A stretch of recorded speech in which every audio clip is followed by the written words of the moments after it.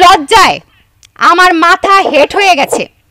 অনেক শুনেছি ডিজিটাল বাংলাদেশ, অনেক শুনেছি উন্নয়নের জোয়ার, অনেক শুনেছি স্মার্ট বাংলাদেশ।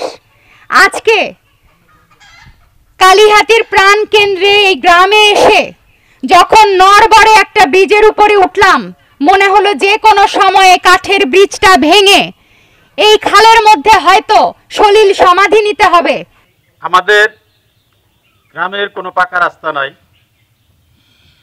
আজকে ওনার নিজ উদ্যোগে এখানে এসে আমাদের এই অবহেলিত গ্রামকে উন্নয়নে নিয়ে যাওয়ার জন্য যে পদক্ষেপ নিচ্ছে তার জন্য ওনাকে ধন্যবাদ জানাই।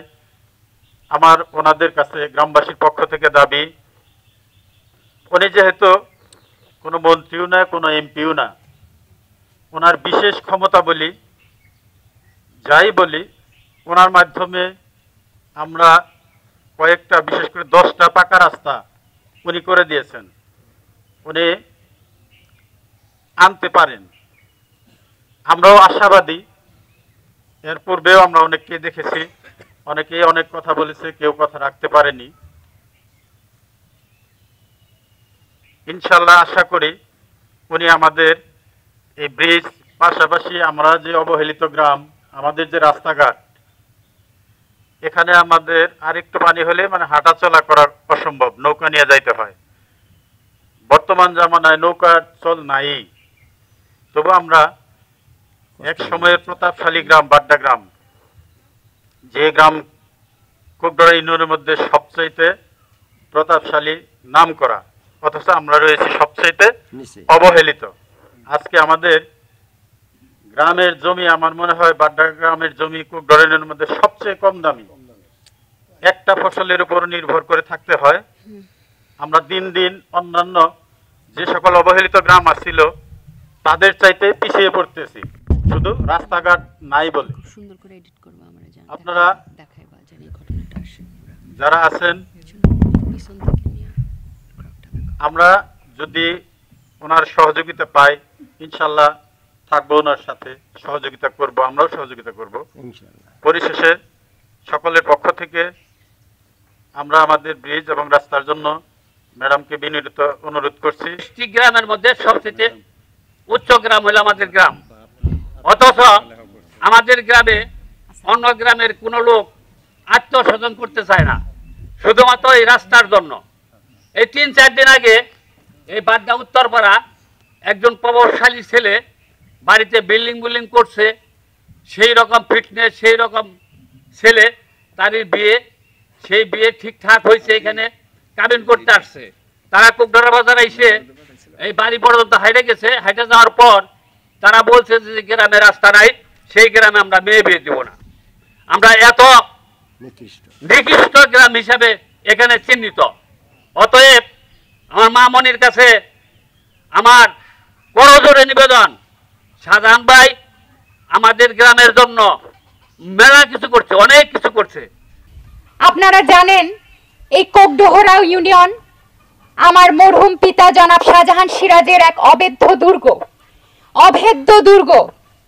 আব্বা সব সময় বলতেন, কোকডোহরা, পাইকরা, সহদেবপুর আমার দুর্গ।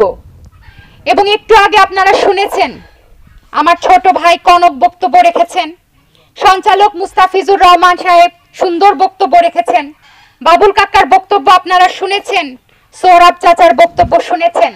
বাড্ডাবাসীর এই যে দুর্ভাগ্য, তাদের যে কষ্ট, তাদের যে অবহেলিত দশা, তারা প্রাঞ্জল ভাষায় মর্মান্তিক ভাবে আমাদের সবার সামনে তুলে ধরেছেন। আমি শাহজাহান সিরাজের মেয়ে হিসাবে, কালিহাতীর মানুষ হিসাবে, আপনাদের মেয়ে হিসাবে, কালিহাতীর মেয়ে হিসাবে, আপনাদের কাছের একজন মানুষ হিসাবে লজ্জায় আমার মাথা হেট হয়ে গেছে।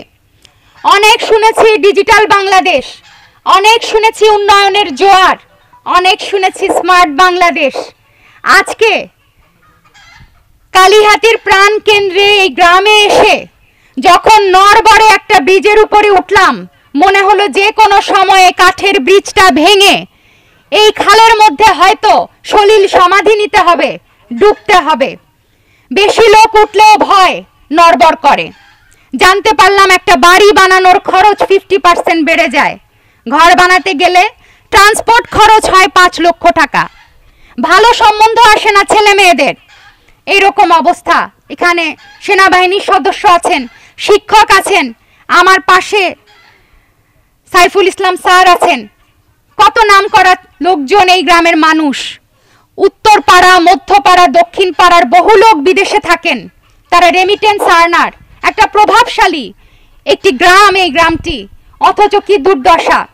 সম্প্রতি আমি কালীহাটিতে 10টা রাস্তা আলহামদুলিল্লাহ করে দিয়েছি, কাজ চলমান, কোনোটি শেষ হয়ে আসছে। আমি চেষ্টা করেছি প্রতি ইউনিয়নে কিছু কাজ করতে। কোকডোহরা তার ব্যতিক্রম না।